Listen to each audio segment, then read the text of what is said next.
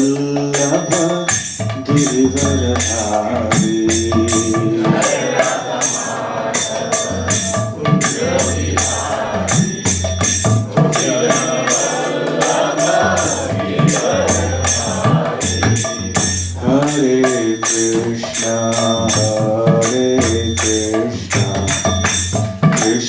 Krishna Hare Hare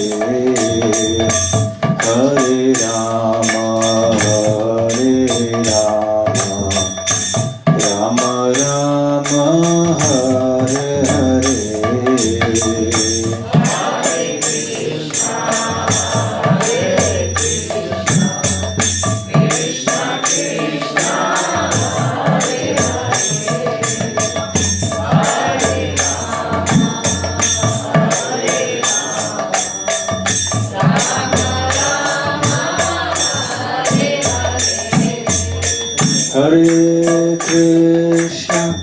Hare Krishna, Krishna Krishna, Hare Hare,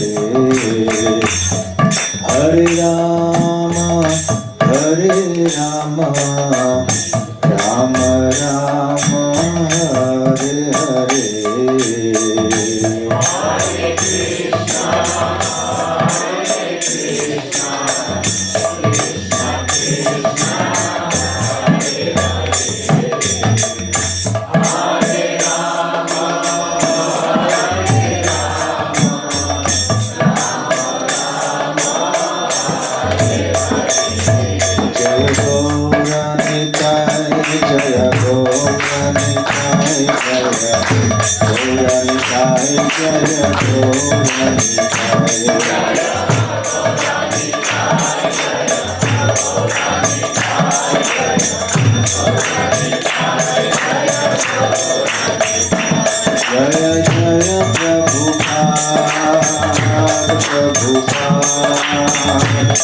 Prabhupada, Jaya Jaya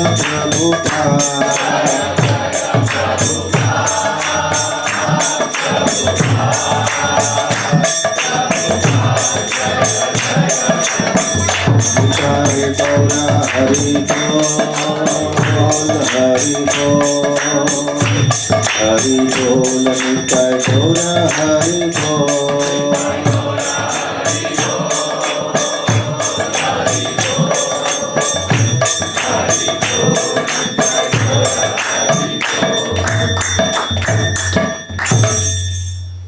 Jai Om Vishnupad Paramhansa Parijajakacarya Stotra Sat. His divine grace of Hari Charanavinda Bhakti Vedanta Swami Srila Prabhupada ki Jai. Ananta Koti Vaishnava Vrinda ki Jai. Shri Shri Gaur Nitai ki Jai.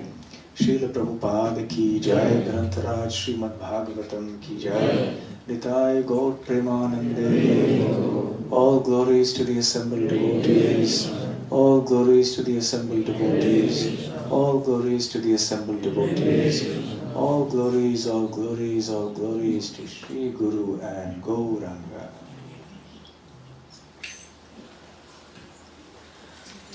Om Jnana Timirandhasya Jnananjana Shalakaya Chakshurum Militam Yena Tasmai Shri Gurave Namaha.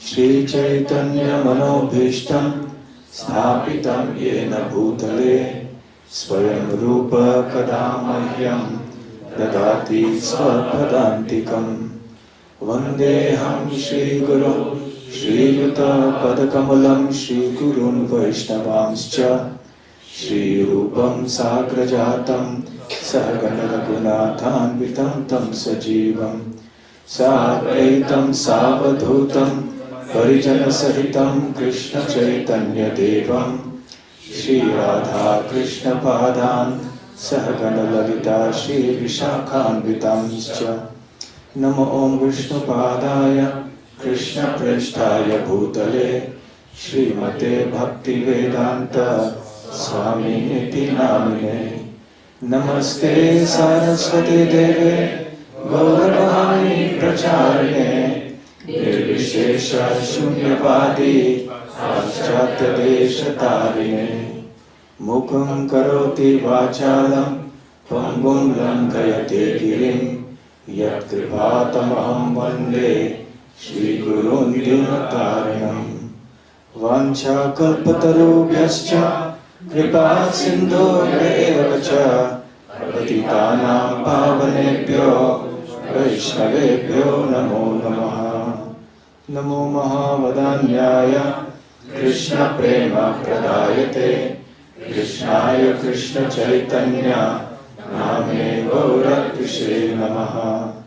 Panchatattvatmakam Krishnam Bhaktarupa Swarupakam Bhaktavataram Bhaktakyam Namami Bhakta Shaktikam Aradhyo Bhagavan Vrajeshatanayas Tadhama Vrindavanam Ramya Kachidupasana Vrajavadhu Vargenaya Kalpita Srimad Bhagavatam Pramanamamalam Prema Pumartho Mahan Shri Chaitanya Mahaprabho Matamidam Tatradaragna Paraha.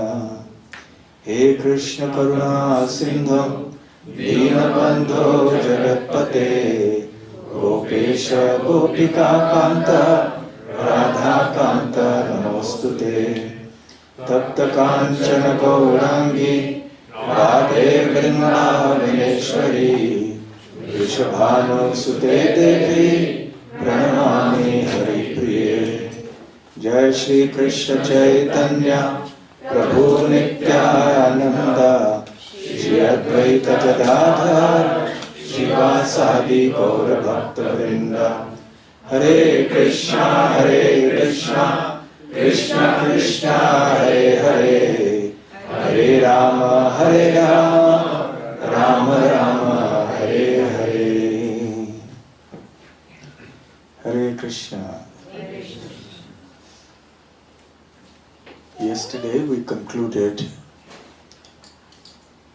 with Krishna having jumped into the Kaliya Daha or the Kaliya Harada, the lake of Kaliya, from the top of the Kadamba tree, which was the only thing surviving there on the banks, despite all the poison that had flooded the banks, due to Garuda having perched on it one time and having partaken of nectar. Having jumped into the water, Krishna created a tumultuous sound there. And not only the impact of his landing in the water created a huge agitation in the water, but also he began splashing his arms very strongly. And all the snakes got very disturbed. They began to spew even more poison. And Kaliya, who was residing at the depth of the lake, became very furious at whoever it was who had the courage to trespass like this into his property. So he emerged very angrily to the surface, and he saw Krishna's beautiful form. And Shukadeva Goswami has described the vision of this poisonous serpent as he saw Krishna. Even though he recognized that Krishna was beautiful, still he was not attracted. Because it is only when one has a favorable devotional sentiment towards Krishna that seeing the physical form of Krishna is actually very fruitful. Otherwise, like for most other demons, it simply increases the envy, the hatred, the anger, and so on. And this is precisely what happened to Kaliya. In great fury, he bit Krishna on his chest with his fangs, and he enwrapped him in his powerful coils. And it was at this time that some of the gopas, the cowherd men, and also some of the farmers who were tending their fields nearby, they saw this and they came running there. And as they approached, they became deranged with grief and lamentation, and they all fell to the ground. Shukadeva Goswami mentions Dukkha Anushoka Bhaya Mudha Dhiyo Nipetuhu. Nipetuhu means they fell to the ground. Mudha Dhiyo, Dhiyaha, their intelligence was bewildered. Bewildered by what? By dukkha, by grief, anushoka, by remorse, and bhaya, by fear. Why was there such a reaction in their hearts? Because, as Shukadeva Goswami says, Krishner Pitatma Suhrit Artha Kalatra Kama. Krishna, unto Krishna, Arpita, they had offered, they had surrendered Atma, their very self, Suhrid, their friends and relatives, Artha, their wealth, Kalatra, their wives, and Kama, all their desires. Krishna was the object of their complete surrender. As Bhakti Vinod Thakur has sung, Manasa Deha Geha Jo Kichu More Arpiluntu Apade Nanda Kishore. So, O Nanda Kishore, Krishna, my mind, Manasa, my body, Deha, my home, Geha, Jo Kichu More, whatever is mine, I have offered at your lotus feet. So this was the situation of these cowherd men and the farmers. As they came there, they saw their dearmost friend Krishna within the coils of Kaliya. And because they had surrendered everything to him, Krishna was everything to them, they could not bear this sight. So they all fell down onto the ground. The cows, bulls, in great distress, called out piteously to Krishna. They fixed their eyes upon him in great anxiety. But even though they wanted to cry, the tears did not come out because of the intense fear that they had. They stood there in complete shock. And Shukadeva Goswami says at that time in Vrindavan, there arose some fearful omens, some fearful things in the atmosphere that would indicate something inauspicious was about to happen. This is also a science, it's a Vedic science. How to study omens and predict what is going to happen, good or bad.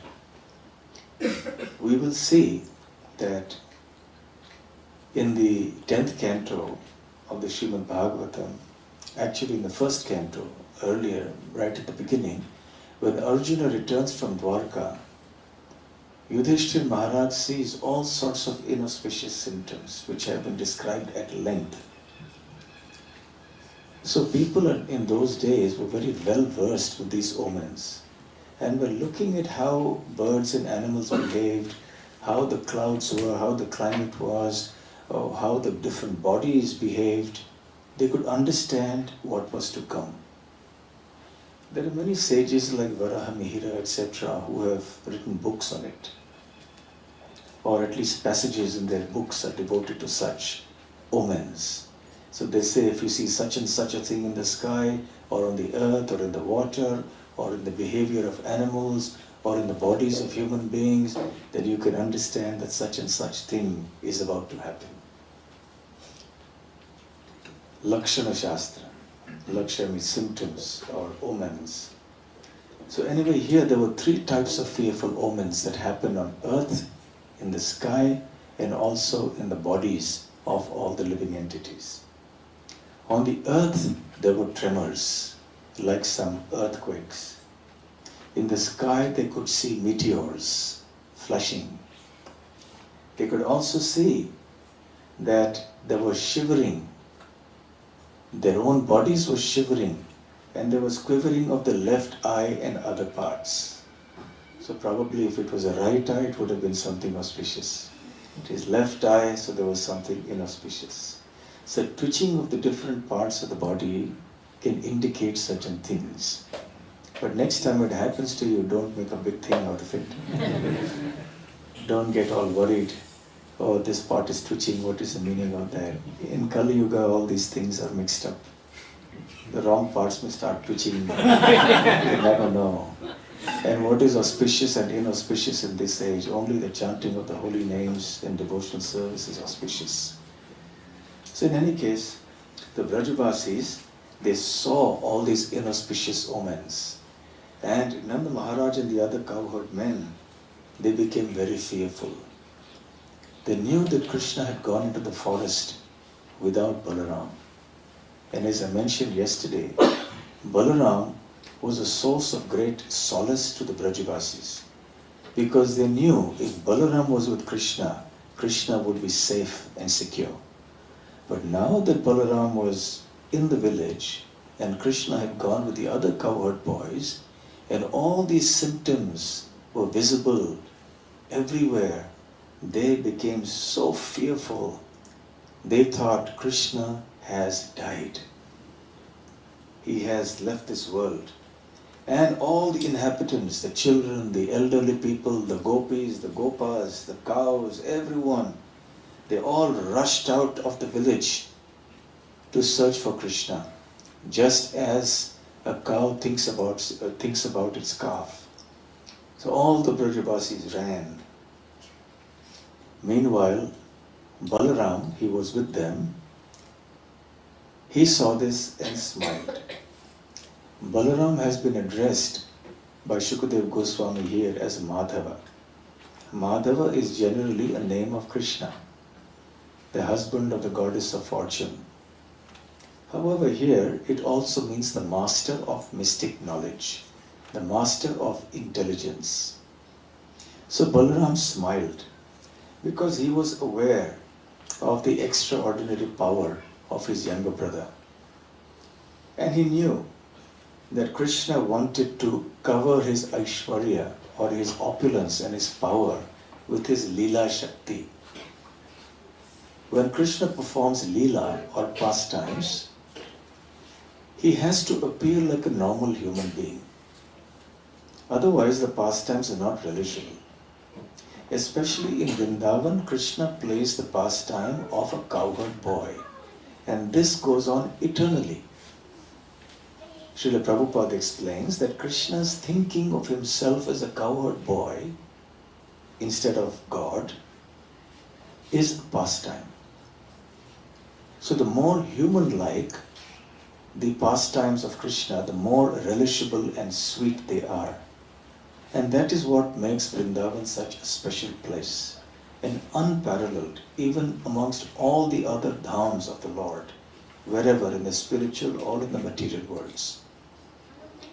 So now that Balaram had understood that Krishna wanted to perform something really extraordinary, he wanted to cover his Aishwarya with his Leela Shakti, then Balaram started smiling, and there was all chaos around him. Everyone was in panic, but Balaram was cool and smiling. The residents of Braja were so perturbed by seeing these omens, and they were convinced that Krishna was going to die, so they were also thinking, we will also just go and plunge into the Yamuna and give up our lives. But because they saw Balaram smiling, they could understand, okay, it's all right. Something is going to protect Krishna. So then they gave up their desire to give up their life. And Srila Vishwanath Chakravarti Thakur says that Balaram was also smiling because he thought, just see, my younger brother, he never plays with me when I support him as Sheshanag. But now he's playing with an ordinary snake, Kaliya, in this world. He wants to perform some pastime there. So the question arises that now Krishna was enwrapped tightly in the powerful coils of Kaliya. Just imagine the scene. All the Brajavasis come running towards the bank of the Yamuna, and along the way they see Krishna's footprints everywhere. So they know that this is the way Krishna has gone. And they come to the bank of the Yamuna, and what do they see? They see Kaliya is there above the water, and Krishna is there in his coils, helpless, a little boy of only a few years old. And what's going to happen? This snake is very ferocious. His eyes are red. He's spewing poison from all his fangs. And all the other poisonous serpents are around. The whole water of the Yamuna, of that Kaliya Damana, is bubbling, boiling with all the poison. So just imagine the condition of the Brajabasis at that time. Of course, as they went along, the question arises, how come those footprints were there? This is a question that comes up often in Braja Lila. Krishna's footprints are to be found all over Braja. In fact, this is the greatest ornament, greatest wealth of Vrindavan Dham. And all the residents of Vrindavan, they understand how valuable these footprints are. Just as any person would very carefully preserve the wealth he has, all the money and gold and silver and so on, similarly all the residents of Braja, whether they were gopas, gopis, young or old, the peacocks, the deer, the cows, the calves, the bulls, everyone understood what a big treasure these lotus footprints were. Even the wind cooperated. So these footprints were never erased. Generally, footprints are there all over the place when you walk on the mud and so on. But very quickly they get erased. Someone else comes and walks on it. Or perhaps some animal comes, there's some wind, some water falls on it. But Krishna's footprints remain like that. So then all the Brajabasis followed. Sanatana Goswami explains that this is because all the residents of Vrindavan, they protect it. When they see the footprints of Krishna, they go the other way. They avoid stepping on the footprints, just in order to preserve them. And of course, the footprints are recognizable because they have certain marks. They have certain marks like the Ankush. Ankush means an elephant goad. Or the Vajra. Vajra, which means the thunderbolt. Ashani. They have also the Yava, which is barley corn. They have the Abja, the lotus flower. And they have the flag. So these are certain marks on the lotus feet, the soles of the lotus feet of Krishna. So when he walks on the land of Braja, these marks can be seen in the sand or the clay. So recognizing that Krishna had gone this way, they simply followed the footprints. They came to the Kaliya Damana, and when they saw that, there was all commotion. So Shukadev Goswami now describes the reactions of the people, of all the Brajabasis. When they arrived there and they saw that the cowherd boys had fallen unconscious, the cows were also standing here and there crying out for Krishna. Naturally, when the cowherd boys had seen Krishna in the grips of Kaliya, they just could not tolerate it. So they all fell unconscious for the second time. First time they had drunk the water and actually died, and Krishna brought them to life by his merciful glance. And the second time, when they saw him in the grips of Kaliya's coils, they again fell unconscious. The cows, bulls and calves were just staring, stunned in fear and shock. So when the Brajabasis led by Nanda Maharaj, Mother Yashoda and the others came running to the bank of the Kaliya Damana, they saw Krishna like that and they could not understand what had happened. You see, when we go to a situation where something has happened, the first thing you want to know is what happened, how did it happen? But they could not ask anybody because the cowherd boys were unconscious. Whoever was there was unconscious. So they wanted to know, did Kaliya come out of the lake and pull Krishna into the lake? Or did Krishna himself jump into the water? They did not know. And nobody was there to answer these questions. So they were in a complete state of shock and panic. Shukadev Goswami now describes the mental condition of the different types of Brajabasis. First he describes the condition of the young gopis of Braj. Anurakta manasaha, their minds were extremely attached to Krishna. Ramya kachit upasana vrajavadhu vargena ya kalpita. The worship offered by the gopis of Vrindavan to Krishna are considered the topmost in all of existence. No one can be better devotees of Krishna than the gopis. They're because their minds were completely attached to Krishna. Anurakta manasaha. And when they saw Krishna in this condition, they started remembering smarantyaha. What did they remember? Tat sauhrida smita viloka giraha. They remembered Suhrida, his loving friendship. Smita viloka.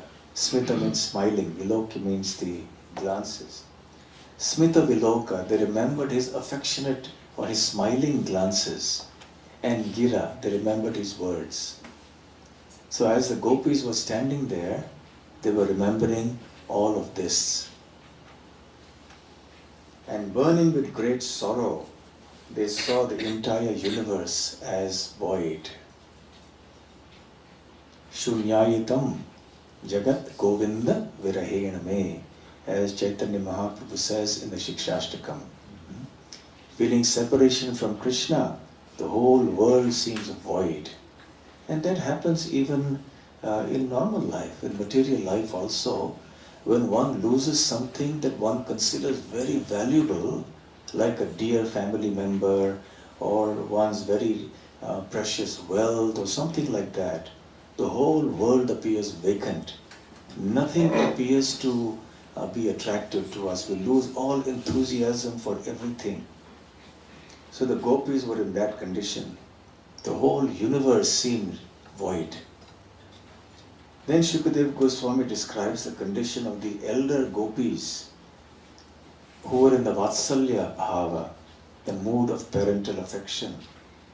All the elder gopis were feeling as much distress as was Mother Yashoda. But Mother Yashoda's distress was completely unparalleled because her consciousness was completely absorbed in her son. And she wanted to rush towards Krishna. She wanted to jump into the water. But all the other elderly gopis, they somehow or the other with great difficulty held her back. And in the time that Krishna was there in the coils of Yamuna, they tried to pacify Mother Yashoda and each other by recounting Krishna's various pastimes in Braja. Meanwhile, Balaram, who had also come there with the rest of the Brajavasis, saw this. He understood. This is another Leela, another sport that Krishna wants to enact. But when he saw that Nanda Maharaj and the elder Gopas were all about to rush into the waters, either to save Krishna or to give up their lives because they knew that there was no hope for Krishna to be saved, Balaram at that time restrained them. Shukadeva Goswami says, Krishna Pranan Nirvishato. They entered into the water, or they were trying to enter into the water, because they saw Krishna, who was their very life and soul. He was a treasure of their life. Ramaha Krishna Anubhava Vit. Ramaha, that means Balaram, understood the Anubhava or the power of Krishna. Vit means to know. Krishna Anubhava Vit. So Balaram very well knew the power of Krishna. So he was not at all worried. And he restrained Nanda Maharaj and the other Brajavasis. He restrained them in three ways. One, by physically holding them back. Second, by his words. And third, by his merciful glances. Srila Vishwanath Chakravarti Thakur says that Balaram spoke to the older Gopas and told them, don't you remember when Krishna was born, Gargacharya had made certain predictions that Krishna will be very empowered and he will be our protector. How can anything harm Krishna? Krishna will soon be released from the grips of Kaliya, don't worry. if you prematurely jump into the river like this, then you will die and Krishna will come out. So then who will look after Krishna? Think about this. And also, you will then be guilty of not following the orders of Gargacharya. It means you don't have faith in his words. So somehow or the other, in this way or that way, Balaram managed to convince Nanda Maharaj and the Gopas to stay back. And Srila Vishwanath Chakravarti Thakur mentions that Krishna remained in the coils of Kaliya for 1 muhurta, 48 minutes. So just imagine the condition of the Brajavasis. For such a long time they were seeing Krishna there.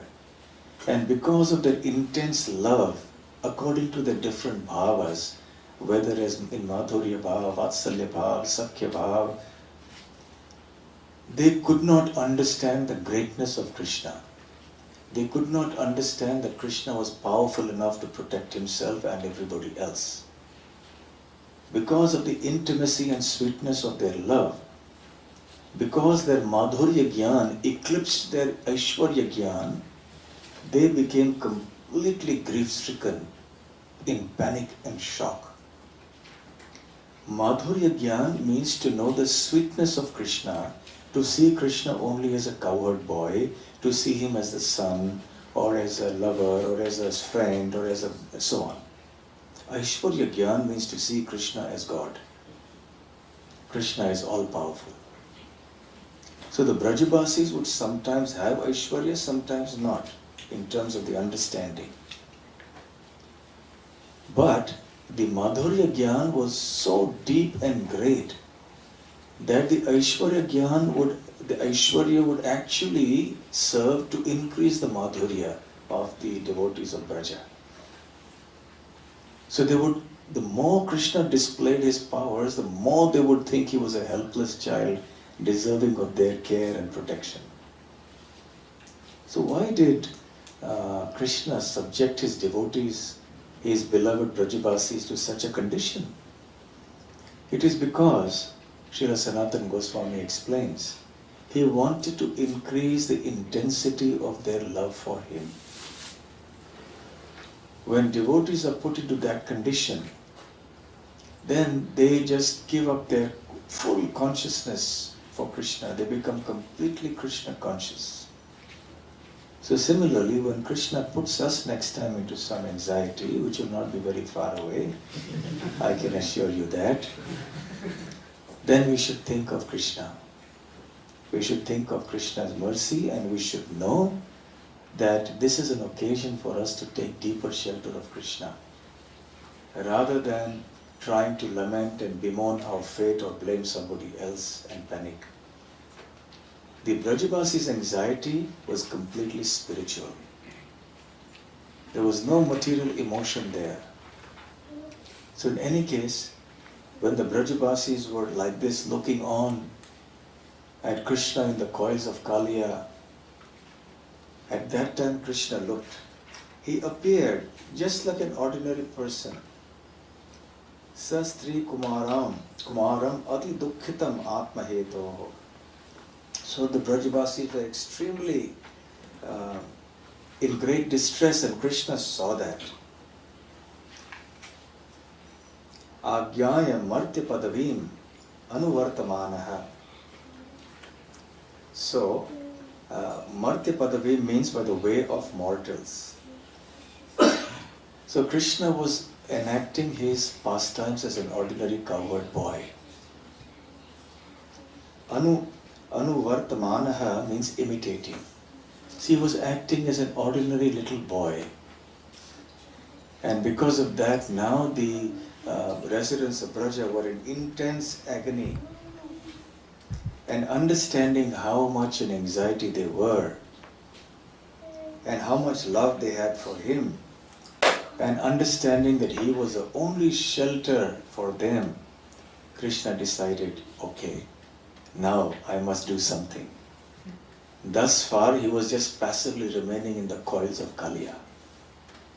Then, as Vishwanath Chakravarti Thakur says, Krishna told Kaliya, Okay, Kaliya, thus far you have displayed enough of your strength. Let me now show you just a little bit of my strength. I have seen all your strength. Now you see a little bit of my strength. So then Krishna started expanding his body. He started exerting outward pressure. And Kaliya was finding it harder and harder to hold Krishna within his grips. And the outward pressure that Krishna was exerting became so strong that Kaliya, even though he was extremely powerful, could no longer hold Krishna like that. So he was forced to just let go. And then Krishna emerged. And Krishna came and stood in front of Kaliya. Then Kaliya rose from the water. And Shukadeva Goswami describes here that he raised his hoods high and stood still, breathing heavily. His nostrils appeared like vessels for cooking poison, and the staring eyes in his face were like firebrands. In this way, Kaliya was looking at Krishna. For the moment, he was shocked. He was shocked that this little boy had so much strength that he could free himself from Kaliya's grip. So he must have been in a state of shock and wondering, this little boy, where did he get this strength from? So he was looking with fierce anger at Krishna. So Kaliya had weakened, his grip was weakening. And just in the exertion to hold Krishna, Krishna had become considerably weak. Then again and again, Kaliya licked his lips with his bifurcated tongues, and he stared, he glared at Krishna with eyes that were full of envy and hatred and anger. And what did Krishna do? Krishna was just playing. He played in the water and went all round and round him. Every time Kaliya was now thinking, I will bite him, I will sting him. And every time Kaliya, he had many hoods. He would sting, Krishna would move the other way. Then Kaliya would move, Krishna would move the opposite direction. So Krishna kept circling and Kaliya was going also round and round, and Krishna was going round and round, half round, full round. And this was going on for a long time.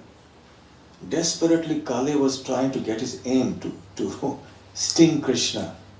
But somehow Krishna was too quick. Krishna moved around the serpent so skillfully that Kaliya could find no opportunity to bite him. Thus the snake was defeated by Sri Krishna's transcendental agility. Very quickly Krishna was moving within the water. Shukadeva Goswami says, Krishna playfully circled around him just as Garuda would play with a snake. So this went on for quite some time. And because already Kaliya's energy had depleted, and now with this constant motion round and round and round and round, Kaliya's strength had further depleted. Then what did Krishna do? He caught hold of Krishna's head, put it down, forced him to bow down, and climbed on his head. And he climbed onto his head, mounted his broad serpentine heads, and then Krishna began to dance on the hoods of Kaliya. In the Harivansha Purana, it is stated that Krishna grabbed Kaliya's head with his hand and said, hey, you don't want to surrender to me? Come on, surrender. He pushed his head down and then climbed up. The lesson is, of course, that ultimately everyone has to bow their heads to Krishna. Everyone has to surrender to Krishna, even the biggest atheist has to.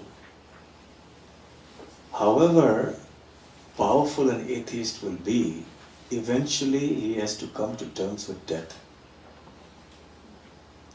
As time, Krishna will eventually destroy everything and everyone. Kalosmi lokakshaya krit pravrittaha. As Krishna says in Bhagavad Gita, time I am, I have come to destroy the worlds. So who can withstand the onslaught of time? time will come and kill every living entity in this world. So anyway, we will have to bow our heads. We may have so many plans and desires, but when time comes for death, we have to go. So better it is that we voluntarily bow our heads down to Krishna. We surrender to Krishna. In another country, I met one person who was coming regularly to the temple. He would come for the Shringar Darshan, attend Bhagavatam class, take some prasadam and go. And he had been coming for quite a long time. He was a follower of a certain religious faith. And he used to come to me to ask questions and so on. He had many philosophical questions. We would discuss them. And every time I entered the temple, I would offer obeisances to the deities, but he would not. And then he said, I knew why he was not offering obeisances, but I never asked him because I wanted it to come from him. Then he said, you know, in our religion, we don't offer respects to anyone but him, but God. So I said, yeah, so this is God. You can offer your obeisances to him. He said, no, we don't believe that a statue can be God. And therefore we don't offer obeisances to anybody. I said, not even to the devotees of God? He said, no, only to him. I said, that is not our philosophy, because we understand that the devotees of the Lord are very dear to the Lord. And when we offer our respects to the devotees and we serve them nicely, then Krishna is pleased. So this is our understanding. So there are some people who don't want to bow their heads down, even though they are believers of God in a sense. What then to speak of the atheists? Eventually everybody will be forced to bow their head. And now Krishna started dancing. He says, as Shukadeva Goswami says, Krishna, the original master of all fine arts, began to dance. His lotus feet, deeply reddened by the touch of the numerous jewels upon the serpent's heads. The serpent had many jewels, and when Krishna placed his foot on the hoods of Kaliya, because of the light of the diamonds, his feet also appeared reddish in color.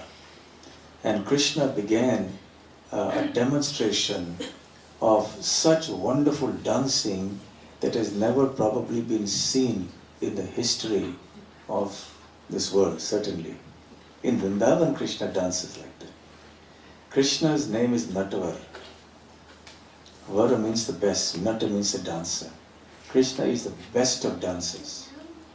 That is how Krishna has the peacock feather. If you have gone to Barsana, go to Mool Kutir, you will hear this pastime. The one day Krishna was dancing so nicely that the peacocks became so happy they gave him a gift. This is our peacock feather for you. So from that day on, Krishna wears peacock feather in his hair. So he is an expert dancer. And he began dancing. He began to demonstrate his artistic skill by dancing on the unsteady, moving surface of the serpent's hoods. There is a proverb in Hindi, those of you who know Hindi, Naach na jane aangan tera.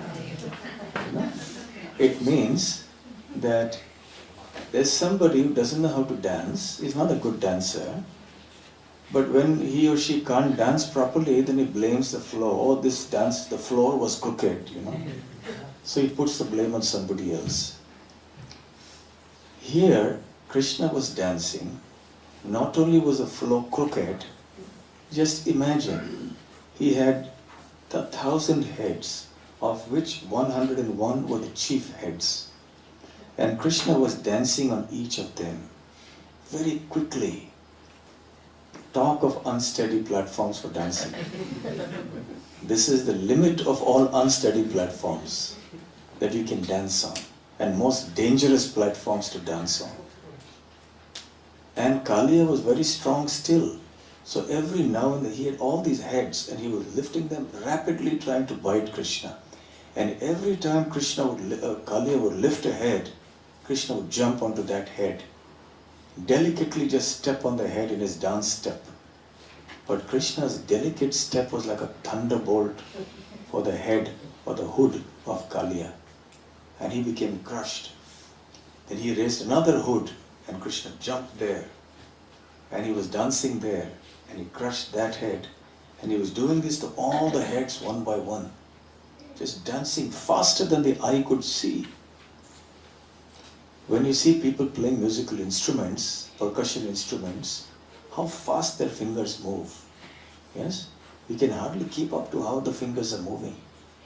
It's one thing to move the fingers like that, but to move the feet like that and to jump like that so quickly is astonishing.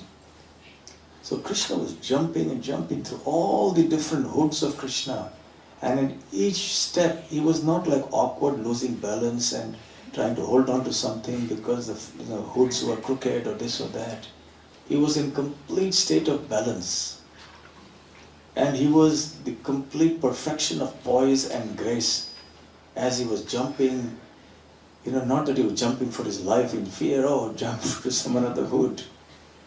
Very gracefully jumping to another hood and another hood. He was striking the right poses with the right facial expressions. Those who know classical dancing may be able to say more about these things. So he was putting up a master class performance of dance. Nobody can dance like this ever. And poor Kaliya, what was his condition? All the Siddhas, Charanas, Gandharvas from the heavenly planets, they saw this, they were struck with wonder. They all came to witness this dance. Na bhuto na bhavishyati. Never in the past, probably never in the future, at least in the foreseeable future, was anyone able to see a dance such as this. Everybody had seen Krishna dancing in the forest, but that was on the land. Here it was in the water on the moving hoods of Kaliya. And such a perfect dance. So they all came with all sorts of musical instruments and they were also accompanying Krishna as they did that. And they also made offerings of songs, flowers and prayers to Krishna. So Shukadeva Goswami says, "My dear king," that is Parikshit, Kaliya had 101 prominent heads, and when one of them would not bow down, Krishna, who inflicts punishment on wrongdoers, would smash that stubborn head by striking it with his feet. Then as Kaliya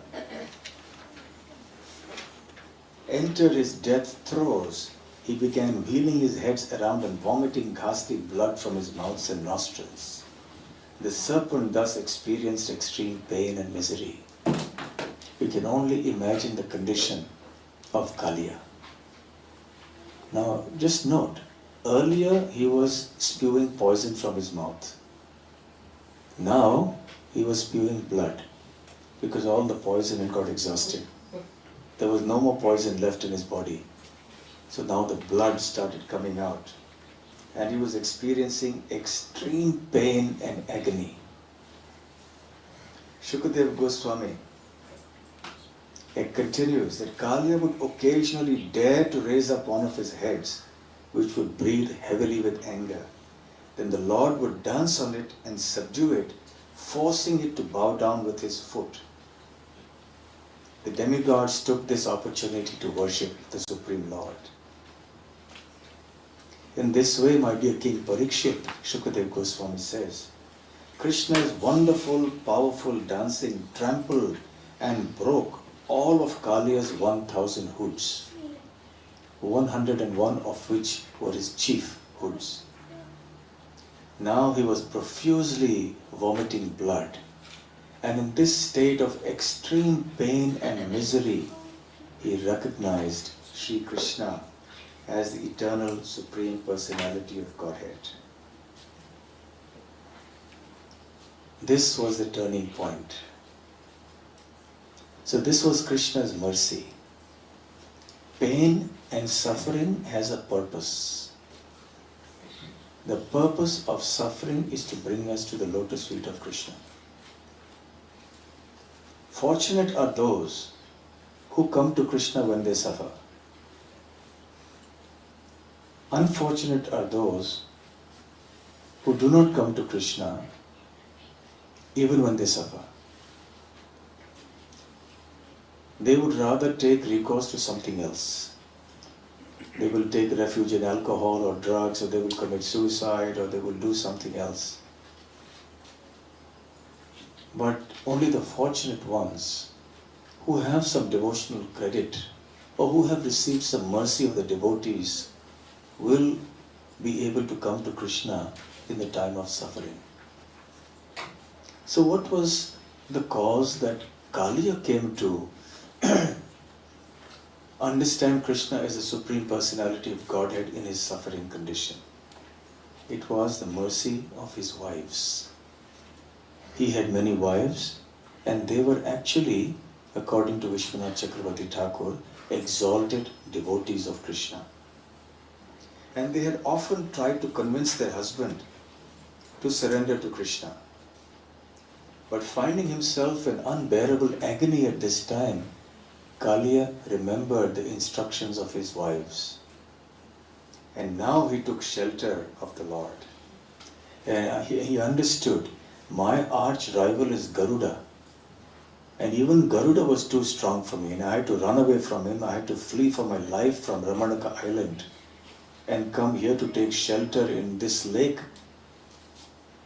But this boy, he is thousands of times more powerful than Garuda.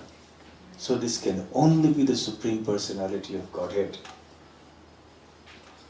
Srila Vishwanath Chakravarti Thakur says that the seed of bhakti had been sown into the heart of Kaliya by his wives on numerous occasions when they had reprimanded him, give up your envy, take shelter of Krishna. He had heard this many, many times over. And now that his offenses had been neutralized by the touch of Krishna's lotus feet on his head, and by the consequent suffering and misery that he had to experience, now his bhakti could sprout. That seed of bhakti was now ready to sprout. You see, seeds may be planted, but they will not sprout unless certain conditions are fulfilled. There must be a proper soil in which the seed is planted. There must be some water. There are other favorable conditions which are necessary for the seed to sprout. Otherwise, the seed may remain there in a rocky land and not sprout. So, Kaliya's heart was like a rocky surface, stone heart, envious. So the seed had been planted by his wives there, but the time had not come for it to sprout. Now, by the mercy of his wives, he got the golden opportunity of receiving Krishna's lotus feet on his head. And he suffered enormously, and that purified him completely. And because of that, he was able to recognize that this is Krishna. Many other demons, even in the last stages, they don't recognize that this is Krishna. But Kaliya was fortunate that by the mercy of his wives, he recognized that this is not an ordinary cowherd boy of this village. He is directly the Supreme Personality of Godhead. So now he began to surrender. He surrendered himself to Krishna within his mind. Krishna, of course, is in the heart of every living entity. So he understood that Kaliya's mind and heart had changed. Shukadev Goswami continues that when Kaliya's wives saw how the serpent had become so fatigued from the excessive weight and the hammering of Krishna's lotus feet on his heads, and how Kaliya's unbreakable umbrella-like hoods had been shattered by the striking of Krishna's heels, they felt great distress. And they approached Krishna. Srila Vishwanath Chakravarti Thakur mentions that previously the wives had been very resentful, very unhappy with Kaliya's atheistic nature.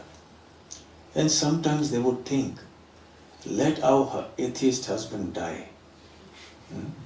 Then we will all become free to render devotional service to Krishna.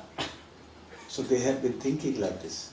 Let this person be killed by the Lord, because he's so atheistic and so demoniac. We will have freedom. Then we can serve Krishna to our heart's content. But then they saw this transformation. After Krishna started dancing on Kaliya's hoods, they saw that Kaliya was experiencing tremendous remorse, tremendous suffering, and they saw that he had become humble. From his body language, they could understand that he had now taken shelter of Krishna. So now the hearts of these wives changed. They didn't want him to die anymore. They felt, oh, now he has become a Vaishnava. So now we should pray that he will survive. So then, feeling affection for him, for the repentant husband, they began to pray to Krishna. And they offered beautiful prayers. In the course, when they came forward in front of Krishna, they put their children in front of him, in the hope that looking at the little children, Krishna's compassion may be evoked. All these children will become orphans, etc.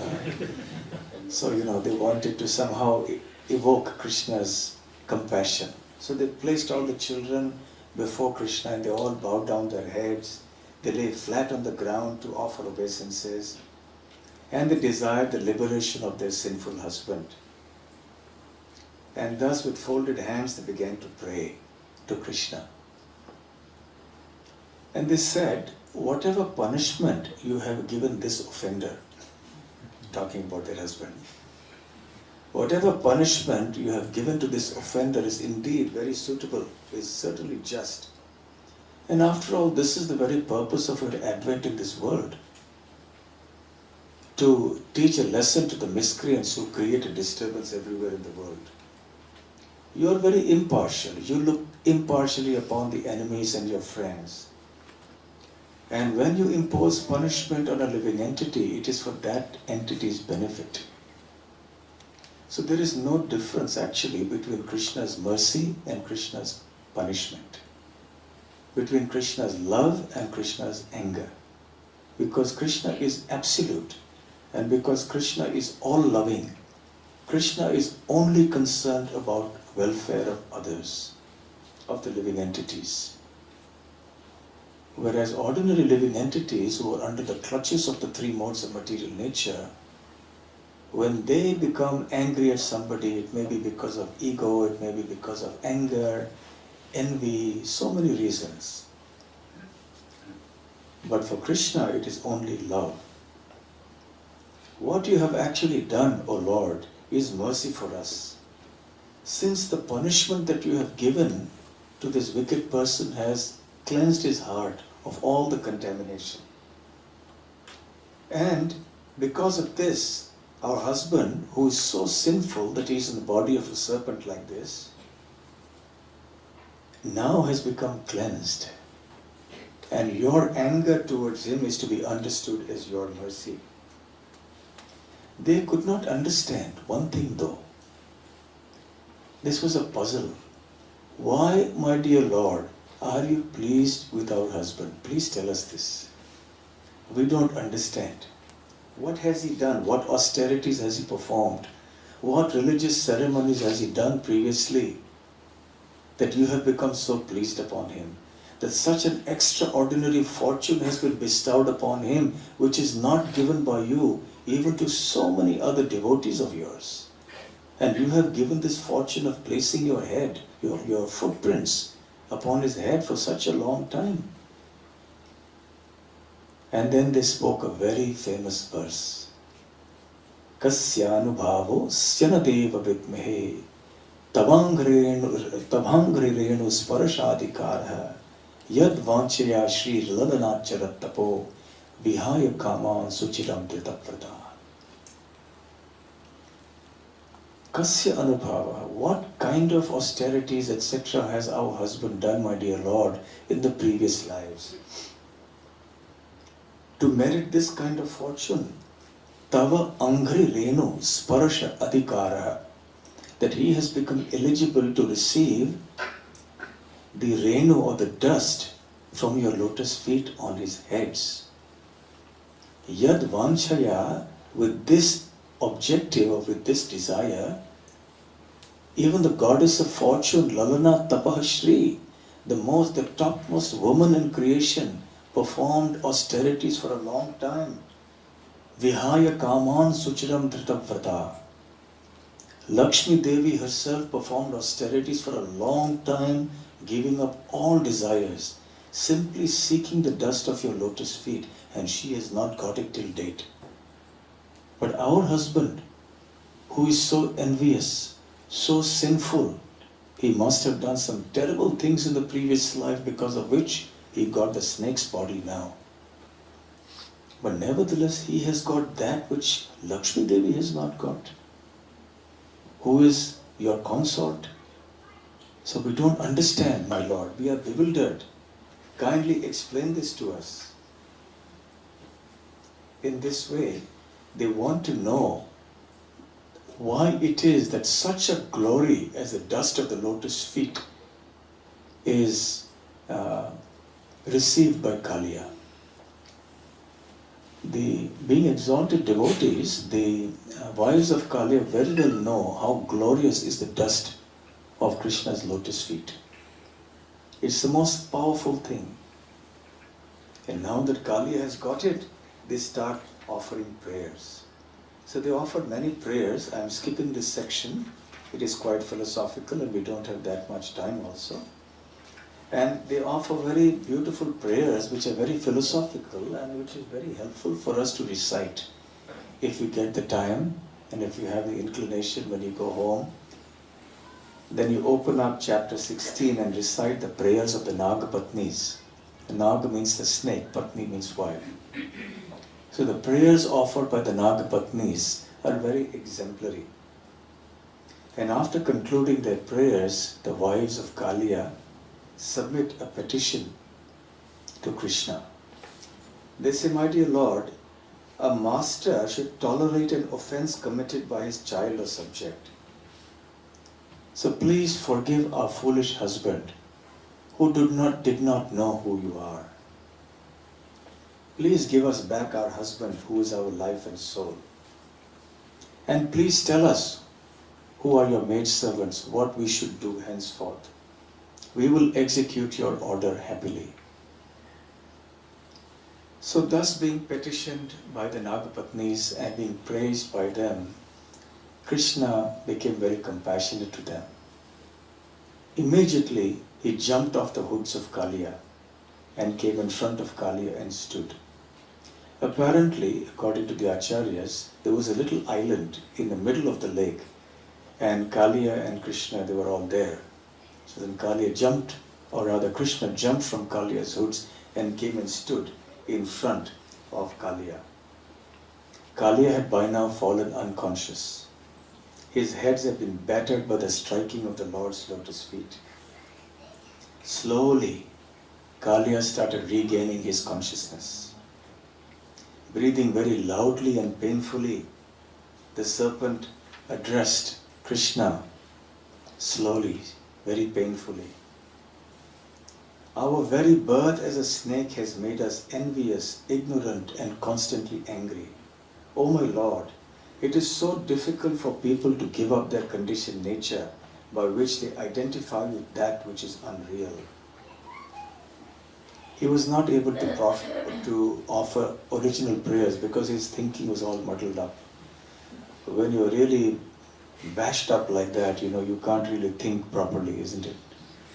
So he merely repeated the prayers of his wives, which is also good, because we should offer prayers that have been offered by by exalted devotees of the Lord. It's called Stava Pata. So we offer the Shikshashtakam prayers, we offer Brahma Samhita prayers, we offer Kunti Maharani's prayers, because we don't know how to pray really. So we learn from the great devotees how to pray. So Kaliya started offering prayers. And at the end, Krishna heard Kaliya very patiently. And then he replied gravely, "O serpent, you may not remain here any longer. Go back to the ocean immediately, accompanied by your retinue of children, wives and other relatives and friends. Let this river be enjoyed by the cows and humans. If any mortal being attentively remembers my command to you, to leave Vrindavan and go to the ocean, and narrates this account at sunrise and sunset, he will never be afraid of you." So all of us will not be afraid of Kaliya now.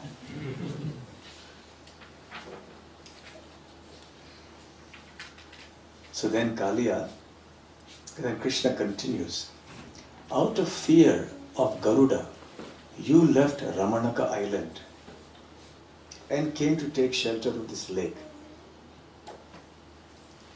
And why he came here, we'll come to a little later. Why only this particular lake, we'll come into in a few moments. Now you can go back to the Ramanaka lake. You have nothing to fear from Garuda, because my lotus footprints adorn your hoods. When Garuda sees them, he will know here is a Vaishnava now. And now I cannot harm him, even though he's a snake, but he's a Vaishnava. That is why we should wear tilak. Even at night when you go to bed, you should have tilak. So Yamadutas will stay far away. Even by mistake, if they come, they've come for the neighbor. Sometimes Yamadutas also make mistakes. It happens. So they may come to our place instead of going to the neighbor.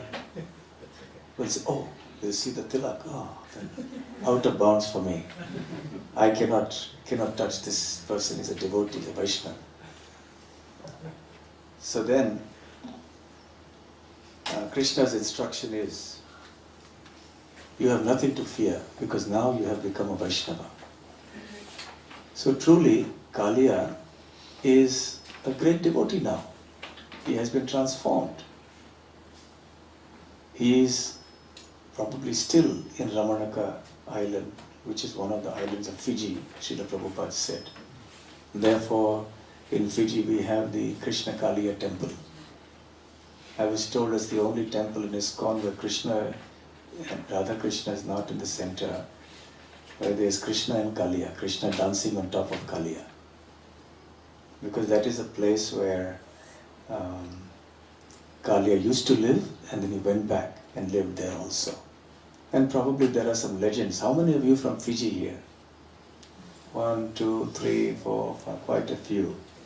So you may have heard of some legends about the snakes and about Kaliya being there and so on. I don't know if there are such legends, but sometimes folklore continues for many years. So Kaliya probably returned there, he's safe. There is one disciple of Srila Prabhupada called Kaliya Fanidas. Prabhupada gave him the name. The servant of the hoods of Kaliya. Those hoods that earlier wreaked such poison and havoc upon people now become worshipable. That Prabhupada could give one of his disciples a name as a servant of the hoods of Kaliya. Because now those hoods had been trampled upon by Krishna's lotus feet. They had become sanctified, they had become a place of pilgrimage.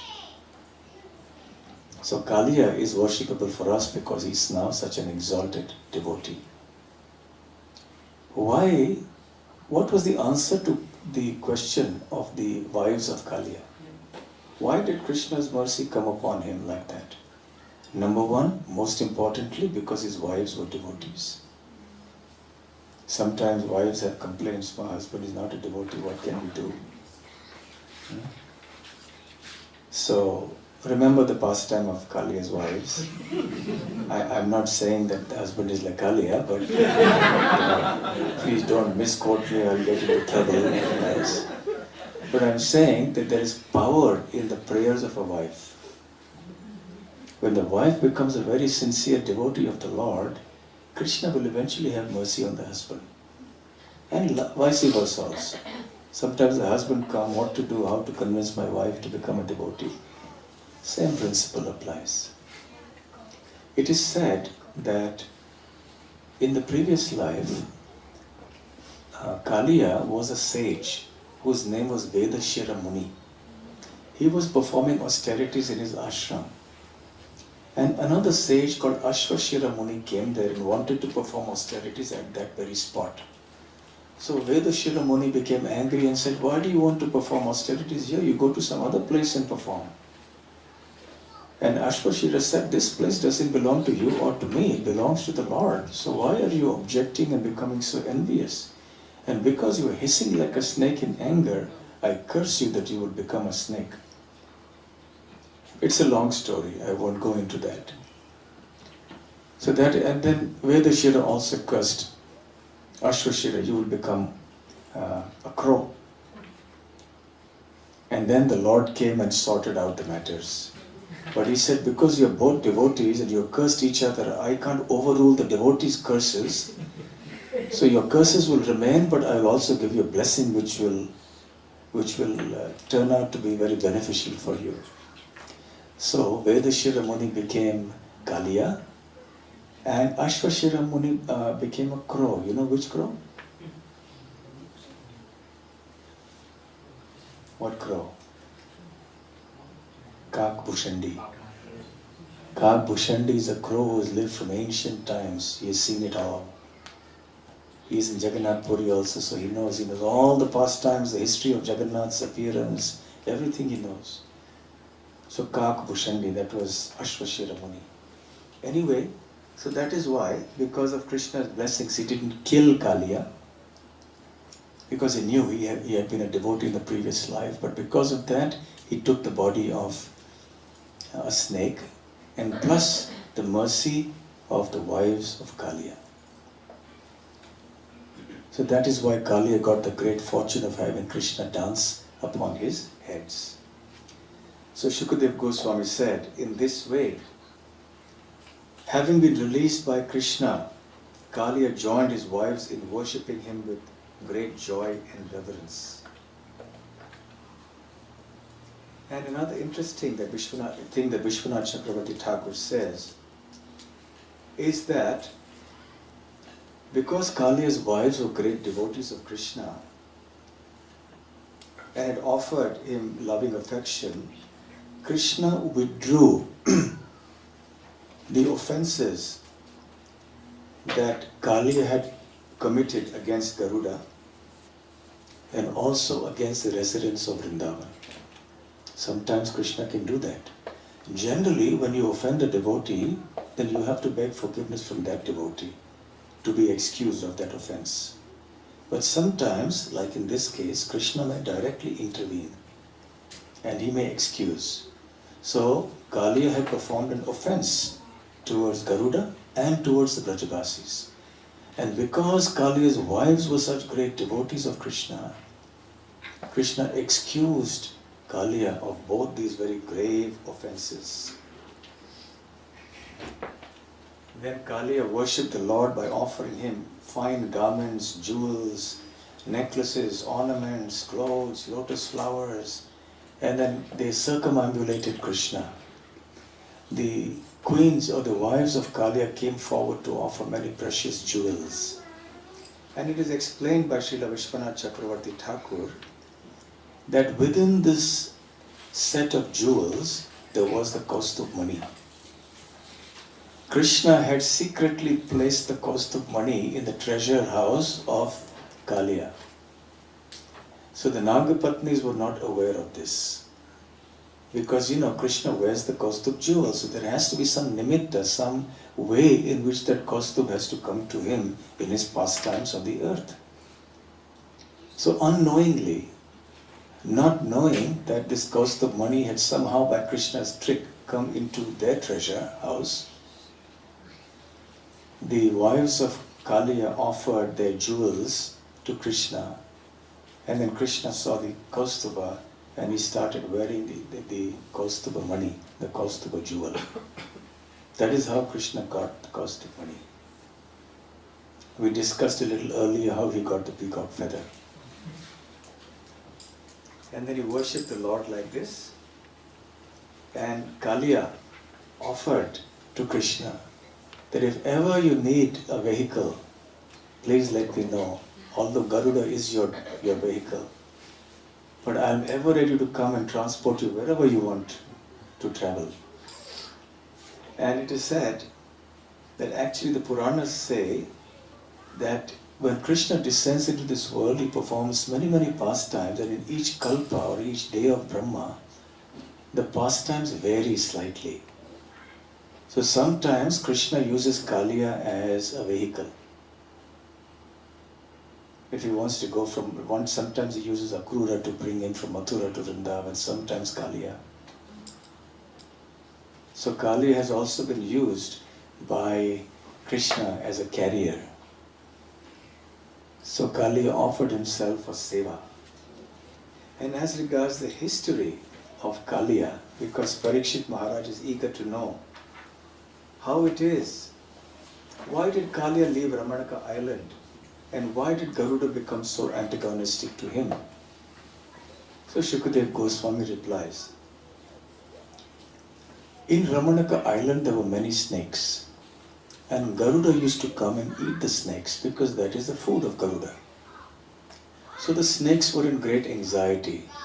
So they made a pact with Garuda that we will present you some offerings every day. Please don't come and indiscriminately, randomly eat any of us.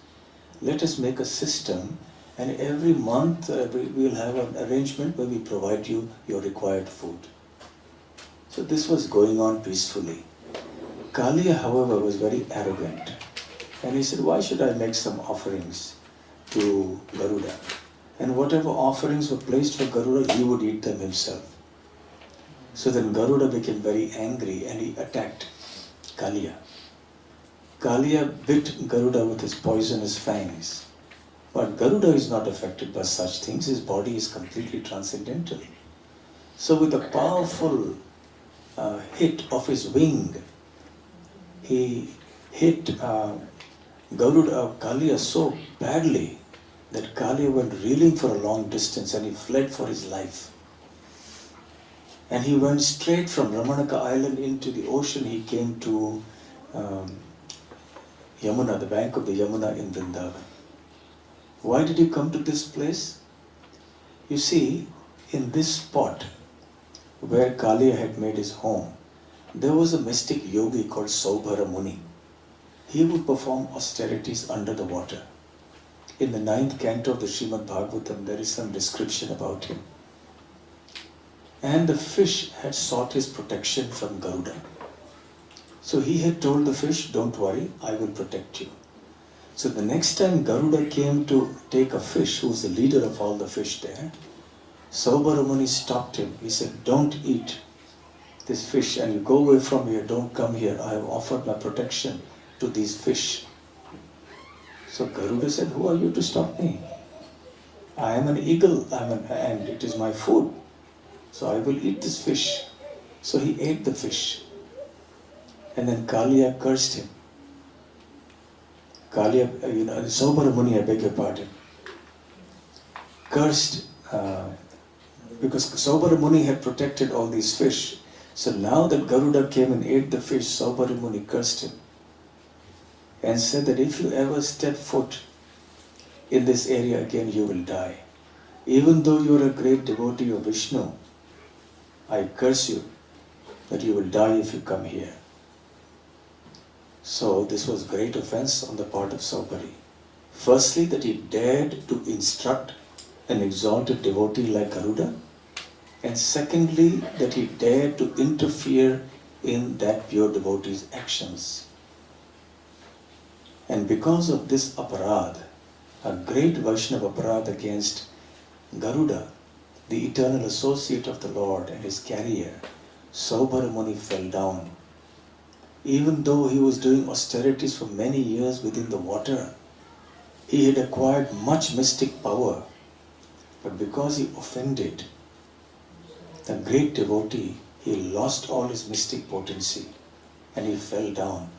He came onto the surface and he married the 50 princesses, the daughters of King Mandhata. So this is the history as narrated by Shukadev Goswami in this chapter. And that is the reason that Garuda came here. He was the only one who knew about this curse. The other serpents didn't know. So he came there and sought refuge. And now that Kaliya had left that place, the Yamuna became completely pure. Immediately, all the poison was gone. And all the birds and everyone started flying happily again. Meanwhile, on the bank of the Yamuna, all the Brajabasis were in great ecstasy. They were all embracing Krishna. Mother Yashoda, Nanda Maharaj, the Gopas, Gopis. Balaram also took Krishna on his lap. So the Brajabasis were so relieved and they had been so exhausted through this whole ordeal. They did not have the energy or the will to go back to their homes.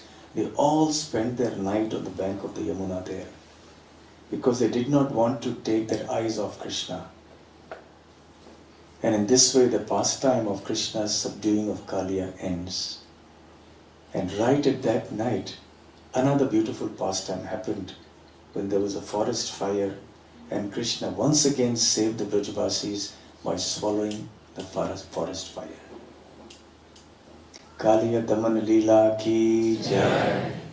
Sorry, I had to go a little fast because I had to finish this by today. So if you have any questions, you may feel free to ask.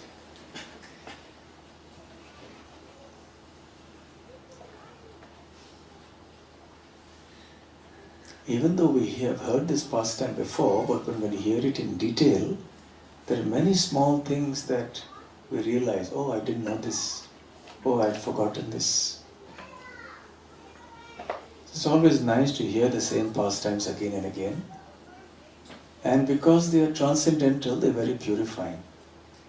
Sri Chaitanya Mahaprabhu heard the pastimes of Dhruva Maharaj and Prahlad Maharaj consecutively 108 times.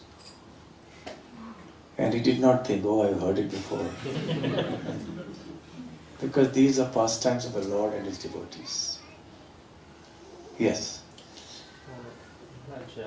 In terms of the obstacles that devotees face in devotional service, is it due to offenses that may have been committed against other devotees in this life or previous lives, like we see here?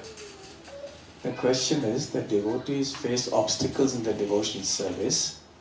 Are these obstacles due to offenses that the devotee may have committed against other devotees in this life or in a previous life? There could be many reasons for such obstacles, but Vaishnava aparadha is definitely one of them. Our sinful activities of previous lives may also present an obstacle, but that can be easily washed away by the strength of our devotional service. But Vaishnava aparadha is the hardest to get rid of, the effects of that. It goes away only when we reach the topmost stage of prema bhakti. Even in bhava, it is not completely eliminated. Everything else goes away relatively earlier on.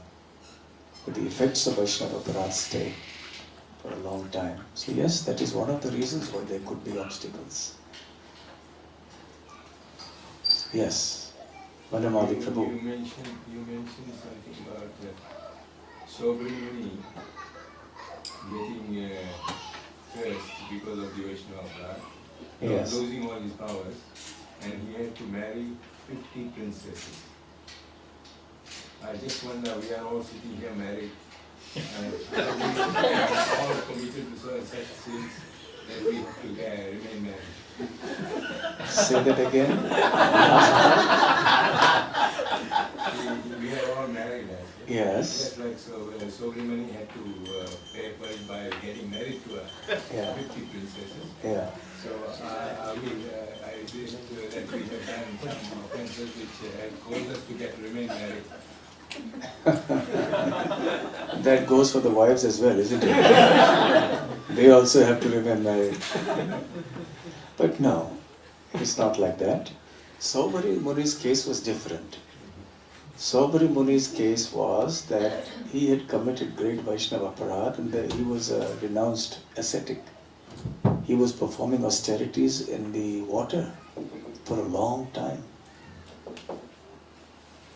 But he came up and married 50 queens, 50 princesses.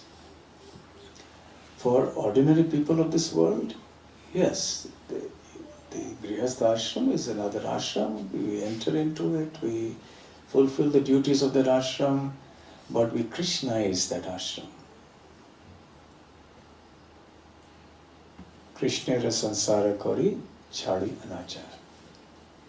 So giving up all sinful ways of life, one can live happily in family life, keeping Krishna in the center. The husband, wife, children, parents should all come together to serve Krishna happily. Then that Grihastha ashram also becomes glorious, as Bhakti Vinod Thakur showed in his own life. Okay? Yes? Thank you, for a nice class. Would you like to give some insights on the Prabhupada says Grihastha Brahmachari, Brahmachari. When he says Grihastha Brahmachari, so would you like to say anything on that? Question of Grihastha Brahmachari, Brahmachari. Of course, it's not exactly the topic for today. Anyway, Grihastha Brahmachari means that a Grihastha also lives. There is no difference actually in one sense between all the ashrams if everybody is living only for the sake of Krishna. That is why all the 4 stages are called ashrams, where ashray of the Lord has been taken.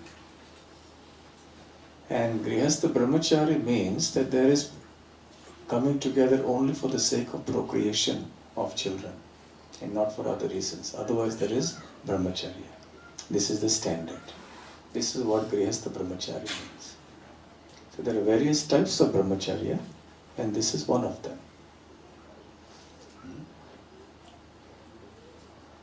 Srila Bhakti Vinod Thakur, by the way, on another note, Bhakti Vinod Thakur has said that the different demons that were killed or subdued by Krishna represent different anarthas in our heart. And Kaliya represents anarthas like brutality, cruelty, crookedness, etc., not straightforwardness. So when one hears those pastimes, then those anarthas in our heart get destroyed. Because we have been building up these anarthas for a long time, many, many lifetimes. So these things get erased from the heart. Yes? 1,000 heads of Kaliya being trampled on by mercy of Krishna's lotus feet. Yes. They are most likely our anarthas within our hearts, which have to be trampled by Krishna. Yes. Until it's all cleaned up. That is why we say that the super soul, which is resident within everyone's heart, is doing that same thing while we are chanting the Mahamantra. Your question is that just as Krishna danced on Kaliya's hoods and removed all his anarthas, similarly the Lord also does the same with us. Yes, within the heart. Within the It heart. is known for a fact that Shirodaksha Vishnu is situated in everyone's Yes. every atom. Yes. Yes, so the Lord is seated in everybody's heart, and when one takes to devotional service, then Krishna cleanses the heart of all ignorance and all the anarthas. Tesham evanukam partham aham ajnana jantamah nashiyam yatma bhavastu jnana deepena bhasvata. So Krishna says that I seated in the heart of the devotee destroy the darkness caused by ignorance in that devotee's heart by lighting the torchlight of knowledge. So Krishna from within the heart cleanses our heart as we take to devotional service progressively. And is that the transcendental knowledge which we are talking about? Yes, that transcendental knowledge is also illumined from within the heart by the Lord. Yes. Okay, so thank you very much. Srila Prabhupada ki jai. Gaur Premanande Hari Hari Bol. Grantaraj Srimad Bhagavatam ki jai. Shri Vrindavan Dham ki jai. Hare Krishna. Bhakti Rasamrita Swami Maharaj ki jai.